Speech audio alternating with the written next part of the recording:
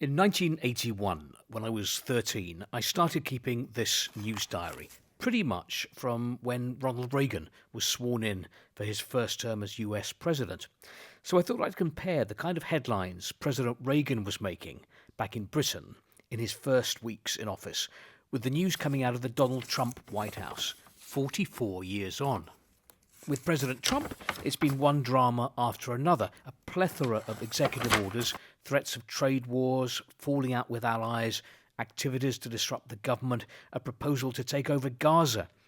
Back to 1981, and in the first few days of the Reagan presidency, a lot of news about the US hostages released from Iran on the day of his inauguration, plans for $300 million of federal spending cuts, Reagan's warning of economic calamity, and then a few days later, his plan for economic recovery, plus his stinging criticism of the Soviet Union for promoting world revolution. I think he accused Moscow of lying and cheating. That didn't go down too well in the Kremlin. But what is clear is that Ronald Reagan did not dominate the news agenda and global headlines to the extent that Donald Trump has in the first 3 weeks of his administration.